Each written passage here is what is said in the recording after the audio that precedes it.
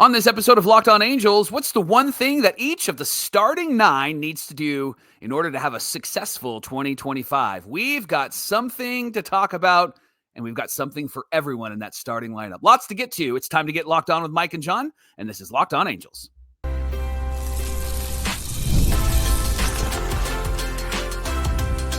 You are Locked On Angels, your daily Los Angeles Angels podcast. Part of the Locked On Podcast Network, your team every day. Thanks for making Locked On Angels your first listen of the day. You can find us anywhere you get your podcasts, including Apple Podcasts, Spotify, and SiriusXM by searching Locked On Angels. And if you'd like to give back to the Super Halo Bros for all the Super Halo content, here's some things that you can do. Leave us a rate and a review on Apple Podcasts. If you're watching on YouTube, hit that thumbs up button.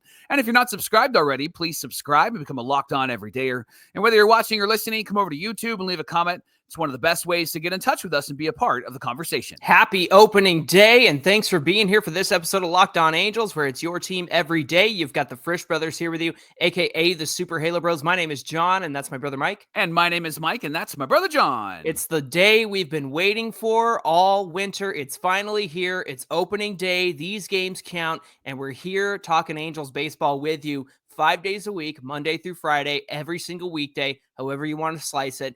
And it's our 4th official season here, Mike, as the host of Locked On Angels. I know our anniversary of joining Locked On passed a few days ago, but this is the 4th season as your host, and we've been having so much fun gearing up for this 2025 season. On today's show, before these games count, before we get into them, we're going to talk about the one improvement that each of the starting 9 need to do in order to be successful in 2025. Now, we took the 1 through 9 that feels like you could expect. Now, we know Neto probably won't be back until mid-April, which we're all crossing our fingers that that's the timeline, because the sooner the better. And then Yoan Moncada appears to be healthy and ready for opening day today, but just in case, we didn't include him in this 1 through 9. So it's basically the lineup you could expect without any, ifs, ands, or buts, or what ifs, or that sort of thing. So we're going to get into the starting 1 through 9, the one improvement that they each must make. Mike, let's start with the Angels veterans, and let's start with Taylor Ward. Yeah, Taylor Ward is a guy you're betting on this year, and I think he's somebody that's going to be an impact bat for them. I'm bullish, Mike. You are bullish. Full speed ahead. Bully. All right, so here's what Taylor Ward needs to do to improve in 2025, to be successful in 2025. Needs to improve against breaking pitches. Now, get these numbers, John. Ward is consistently good against four-seam fastballs and changeups. In fact, he even told Gooby, I can't wait for that first fastball that I can hit over the wall. He did that in the Dodgers series in spring training, and I think that's what's going to be beneficial for him at the top of this lineup. So here's his numbers against fastballs last season. He hit .272 and slugged .556 against four seams in 2024. He hit .333 and slugged .521 against changeups last year, Johnny. Good grief. Yeah. That's incredible, right? Give him a pitch in the zone, and as long as he swings away, not like against Dustin May a few nights ago where he watched everything go by, but Dustin May's got some nasty stuff, so I don't think I would swing at it either. I would just freeze. So yeah, those are some really great numbers against the four-seam fastball and the changeup. Mike, it's the slider in particular that Ward has really struggled with in recent years. 168 average and whiffing 35.4% of the time, and striking out on a slider nearly 23% of the time last year. In 2023, he had a 172 average, but he did whiff less at 26.3%. And he struck out on it 18.6% of the time. So in 2023, he was a little bit better, but you can see that he struggled with it. In fact, if you go back to 2022, he whiffed and struck out on the slider much like 2024. Same kind of whiff percentages, strikeout percentages, but somehow he had a 257 average against the slider and a 476 slugging on the slider in 2022. So how was he able to have similar percentages, but do better in 2022? What does that mean? Well, what it means is that Ward needs better pitch recognition on the slider this season, because when he connects with it, Johnny, he can do some damage, right? Just like he can do with a fastball and with a changeup. If he makes contact and he recognizes what it is, he can do some damage. Now, there's a risk in going after the slider because he's got this high whiff rate, right? He's swinging for whatever, trying to swat the flies. And when he does that, he doesn't look good. But when he makes contact, there's evidence that he can do some damage. And there's also the benefit of laying off the slider out of the zone. And that's the biggest thing for Taylor Ward, recognizing when it's not going to hit the strike zone. That's going to lead to what Taylor Ward, I think, is key to Taylor Ward being what he was in years past. It's going to lead to more walks because he's laying off the pitches that he shouldn't be chasing, right?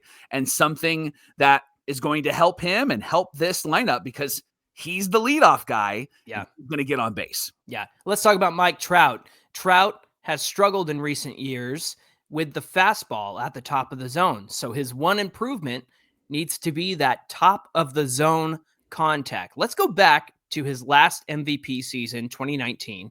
He still whiffed at the top of the zone, but when he made contact, he actually punished those pitches up there. Now, if we fast forward to 2023, he whiffed a lot more at the top of the zone than in 2019. But again, when he makes contact, he's hitting for a high average. Here's an example.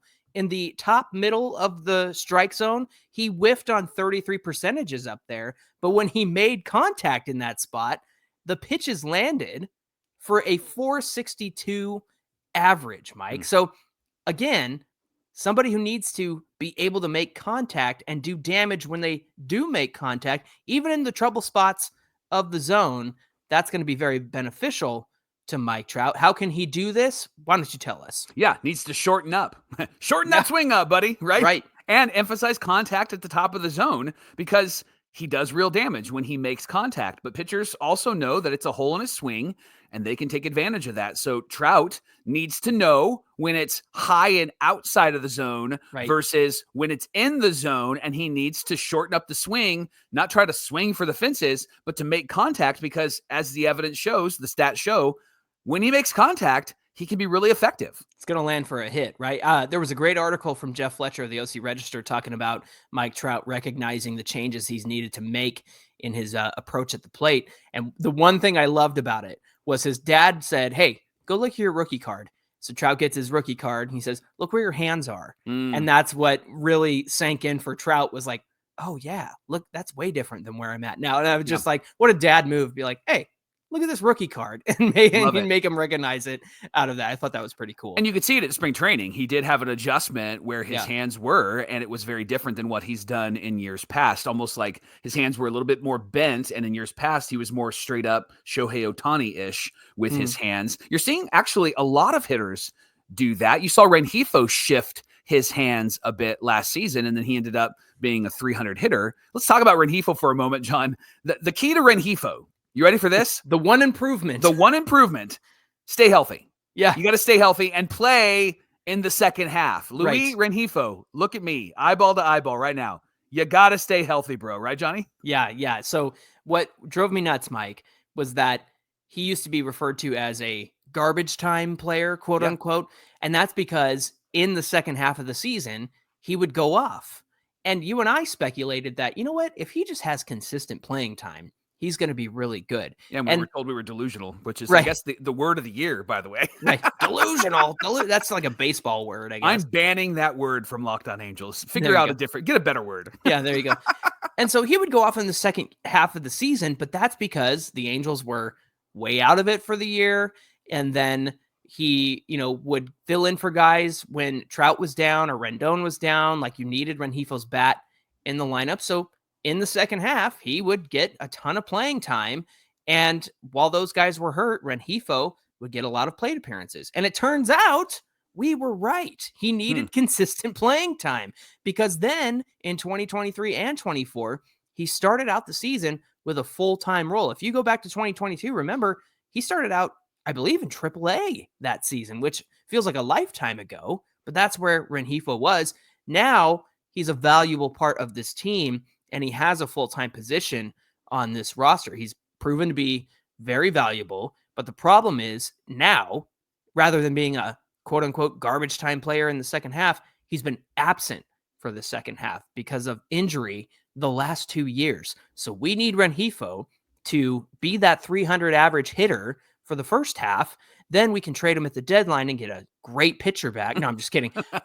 If if they're not going to keep him around, right, or maybe they want him for a run to the playoffs or something, if they're in good shape, maybe they'll keep him around. But all of that is to say, if he's going to be on this team, he needs to have a great second half, and he needs to do that by staying healthy. We need him to sustain his first half success over a full season. Do you think it's sustainable? I think so. And I think that he's somebody that will be in there more often than not this season. I know that the hammy issue was something that came up in spring training, but he's looked good in those last 3 games against the Dodgers, Johnny. And because we have a little bit of roster flexibility, it's not like he has to be out there every single game. He can have a couple of days off to rest himself. But the reality is that this guy, gets hit with a baseball or he's sliding into a bag. Like, if he just avoids some of those fluke things, he's going to play in probably 140 to 150 games. Well, and it was a wrist issue, and then he had the bicep tear. So maybe he just needs to lay off the weights and, focus on not heavy weights, but just, calisthenics and things like that to keep himself in shape. Hey, we want to thank you for making Locked On Angels your first listen of the day. Coming up, we're going to talk about the young guys. What do Schanuel, Adell, and Ohapi need to do to improve this season? What's the one improvement that they must make? We're going to talk about that in just a minute. It's baseball season. The most favorite words I've said on this show since we started this show. It's baseball season, and there's no better way to get in on all of the action with our friends at PrizePicks. With PrizePicks, you can pick more or less on at least 2 player projections. And if you're right, you can win up to, get this, 1,000 times your cash. So whether it's strikeouts, RBIs, first inning runs, PrizePicks keeps every game really exciting. So this week, Johnny, I am going to pick Aaron Judge for more than 1 home run. Okay. And I'm going to select Shohei Ohtani for more than 1 stolen base. Easy. So easy peasy, right? As Dad would say. So setting a lineup for your prize pick lineup, it's super easy. It takes less than 60 seconds. And when you win, the payout is quick.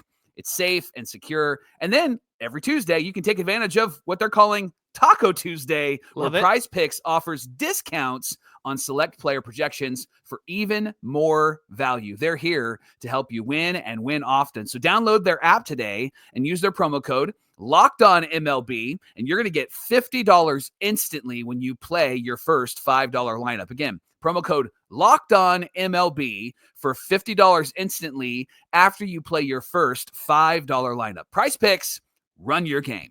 And today's show was brought to you by our friends at Supply House. Get the supplies you need from the site that's made for the skilled trades at Supply House. Whether you're plumbing, HVAC, electrical work, if you do it all, Supply House is there for you to be the reliable way to order products online. They have an easy-to-use website packed with helpful resources, the latest product info to help you get the job done right. They have a complete inventory of over 200,000 parts. I couldn't even imagine what that looks like, from 400 top brands, and you're going to find exactly what you need, deliver fast from coast to coast. And if you need help with an order, Supply House offers expert support and industry-leading service, so you'll always talk to a real person. And for trade pros looking for an extra edge, they have a free Trade Master program offering exclusive perks like a dedicated phone line. It's like the Commissioner and Batman. Free shipping and discounts on every order. Thousands of skilled professionals are already taking advantage. Now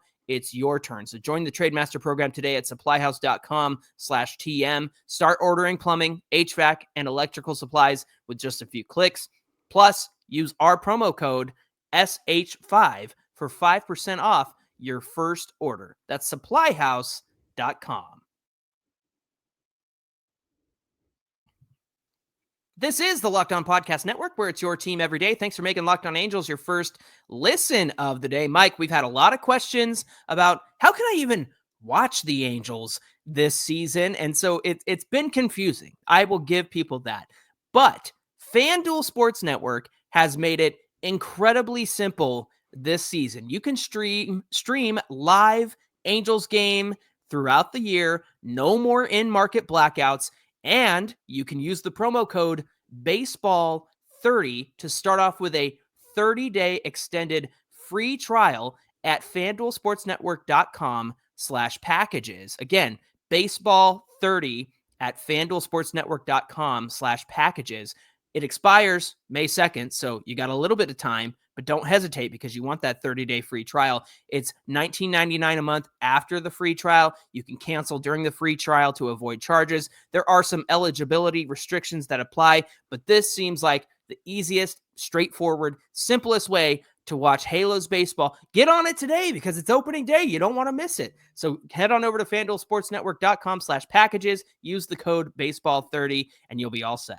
Appreciate the accessibility that FanDuel gives us to watch our Halos. Excited to watch the young core this year, Johnny. And we're talking about the one thing that each of the starting 9 need to do to improve this season. Let's talk about our buddy at first base, Nolan Schanuel, and something that we have said pretty often on this show about Nolan Schanuel is shorten that swing. Over the offseason, Nolan Schanuel said he was committed to adding strength and increasing his bat speed. Remember, he dropped nearly 10 pounds from the beginning to the end of the season last year. He said a lot of it had to do with the grind of every day. Now he's sitting at around 235 pounds to start the year, which, there you go. By the way, he wears it well. It doesn't look like it's too much or too little, right? He's a built dude. And so he talked about why he wanted to do that, just so that he could have strength through the season. But he also spoke about increasing his bat speed earlier in spring training. On getting stronger and increasing his bat speed, Schanuel said, I think it can help and it can hurt. And there are some pros and there are some cons to everything. So what he said is that he's finding that he's catching everything out front a little bit too much at the beginning of spring training. And the reason for that was having more bat speed means that he's got to adjust his timing when he wants to start that swing. Now, it's great that Nolan has been working to improve his swing and add some strength. But Mike, my big question is he going about it the right way? And here's why we contend that the one improvement that Nolan Schanuel needs to make for this season is that he needs to focus on swing length rather than bat speed. And here's what I mean. Let's go back to the month of July last year when he had a monster of a month. He hit 317, had a 455 on base percentage, a 494 slugging. Mike, 500 is like, when you think of a 500 slugging, that's how you should, the way you feel about a 300 average is how you should feel about a 500 slugging. And Nolan was near that. And he had a 949 OPS in the month of July, 3 home runs, 5 doubles, 12 RBIs, 18 walks to 15 strikeouts. Mike, that was the only month last year where he had more walks than strikeouts. Now, what did he do differently that month? And we've been saying it. He shortened up the length of his swing. For most of the year, his swing length was at 6.7 feet. And in July, it doesn't sound like much, but the results were there. He shortened it up to 6.5 feet. And here's what I mean when I say it doesn't sound like much, but the results were there.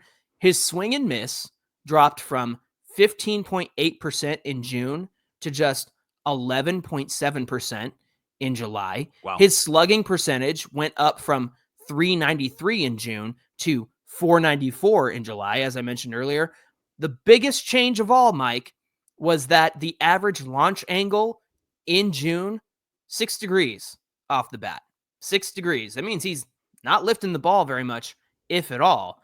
And it went to 15 degrees in July. And we know that 15 to 20-ish degrees is where that sweet spot is in terms of launch angle. So, Mike, is bat speed the answer for Nolan Schanuel? No, it's not necessarily because Nolan's fastest average bat speed came in April of last year, 66.3 miles per hour. In July, again, his best month, his average bat speed was 65.6 miles per hour. So it's not necessarily about bat speed. It is about his swing length and shortening up that swing. Let's talk about Jo Adell. And the key to Jo Adell, the improvement he must make, is stay in the strike zone. Mike, yes, I'm going to hit you with a series of questions here. Where do you think Jo Adell swung and missed the most last year? Gosh, probably down and away. Correct. Right. Correct. Now, where did pitchers throw the ball to Jo Adell the most last year? I don't feel like this is a trick question. I feel like it's the same answer. Down and away. Correct. And where did 47% of Jo Adell's strikeouts from his total strikeouts come from last year? What is down and away? Correct. So down and away is the death zone for Jo Adell's plate appearances, right? So what needs to improve with Jo Adell? He needs better swing decisions, and he needs to not chase out of the zone. And so far throughout the spring, the one thing that we've been paying attention to is if Joe is chasing as much as he had in the past. And while he does have his strikeouts, and he will, it's not been the low and away strikeouts that he struggled with last year, which is a good indication that he's starting to pay attention to where pitchers are getting him out. He needs to stay in the strike zone, John, for two reasons. One, because it's going to increase his on-base percentage by laying off those pitches and taking a bit more of the walk, which is totally fine. Joe, eyeball to eyeball. It's totally fine if you take a walk, right? And then two, pitchers are going to have to throw him something in the zone, and which when they do, that's good for Jo Adell because he's raking up near the top of the league for max exit velocity and bat speed with balls in the zone. So if he gets the launch angle right,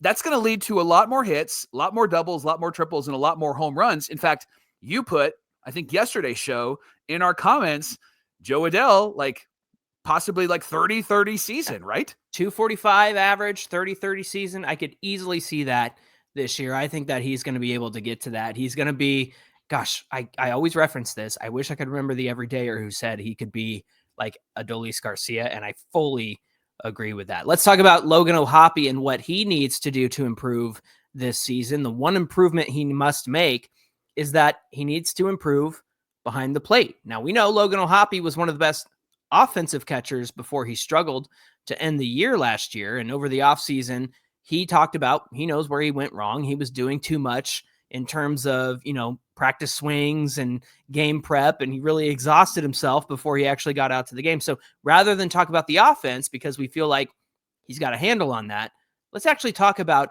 his defense, Mike. Yeah, here's some of his stats from last year. One of the lower pop times in the league, 2.02 seconds. So as soon as the ball hits his glove, right? And then he jumps up and throws it to second base. That's what a pop time is. I can't believe 2.02 seconds is like a lower pop time it's in slow. the league. Yeah. I'm like, I'll take it. It'll take me 8 seconds to get that ball over. I know. Oh, my back. Yeah. His caught stealing above average was 0. So Logan was league average there. So that wasn't neither here nor there. He can't improve on that, obviously. His catch framing runs was -1, which means that he's below average as far as selling strikes and earning strikes for his pitcher. The best zone where he can sneak strikes are on pitches on a right-hander, but he struggles to get calls on the left-handed batters in that part of the zone. And he also struggles to bring the pitch up from the bottom of the zone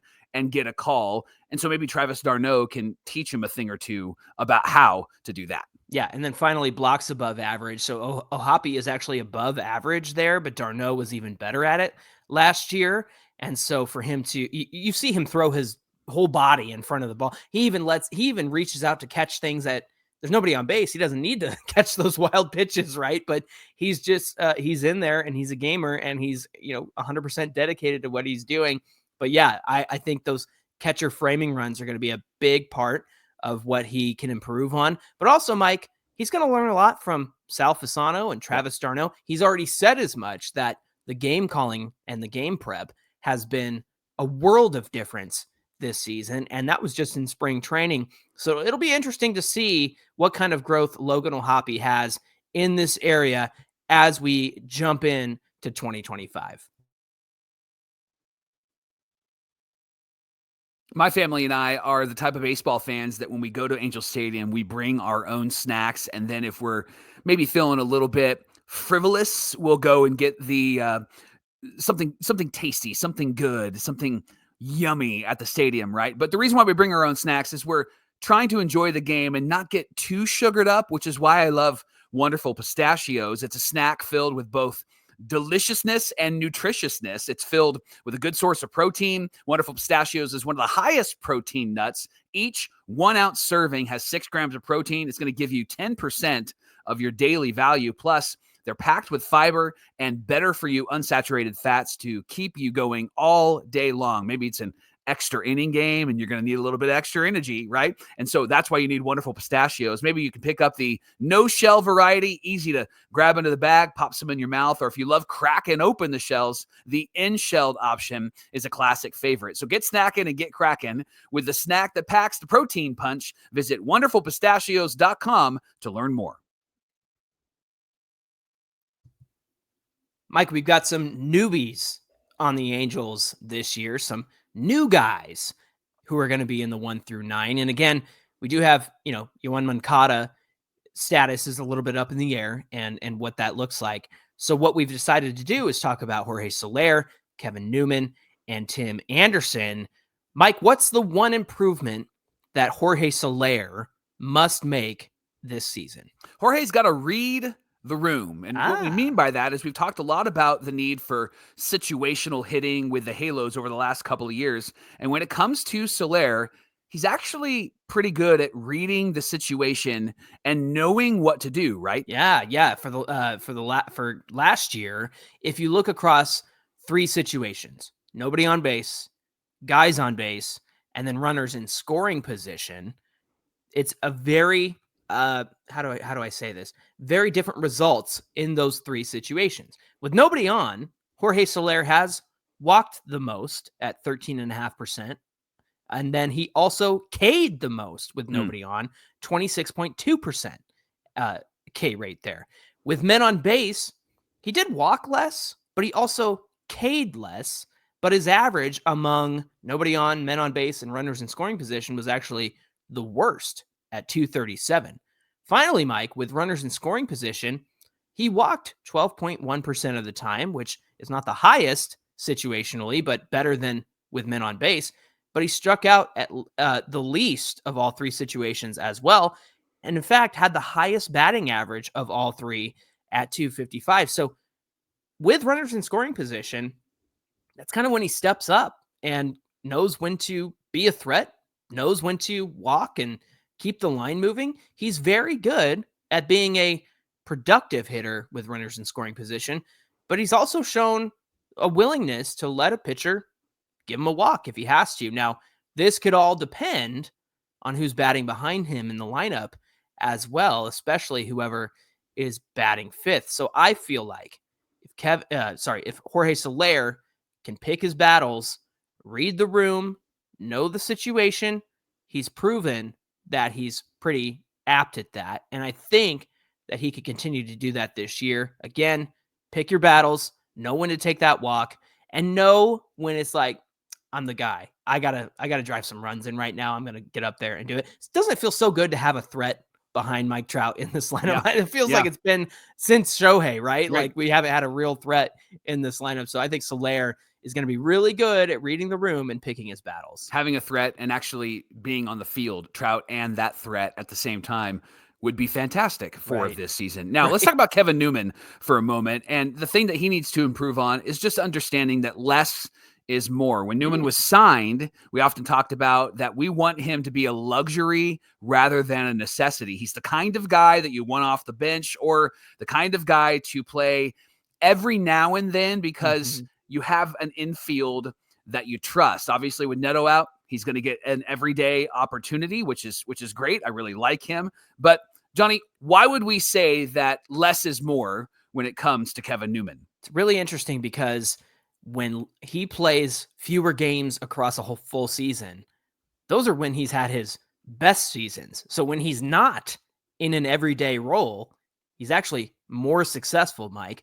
Other than that first full season he had, which was just 130 games, He had a 308 batting average with the Pirates in 2019. That was the first full season he had. And but that's kind of the exception. And again, that was the first season. He actually thrives as a role player. In 2022, he got into 78 games and had a 274 average. In 2023, he got into 74 games with a 253 average. Then in 2024, he got into 111 games, and he played a lot because Perdomo was hurt, Ketel Marte was hurt, so he was up the middle a lot for the Diamondbacks. He had a 278 average. So he's going to play all over the field. And once Neto is back, it needs to be in a backup role. It needs to be every so often, because I think what this tells us is that if he plays too much, he's overexposed. Like in 2021, he got into 148 games, only hit 224. So let Newman be a consistent backup and, in case of emergency, break glass kind of guy. Yeah.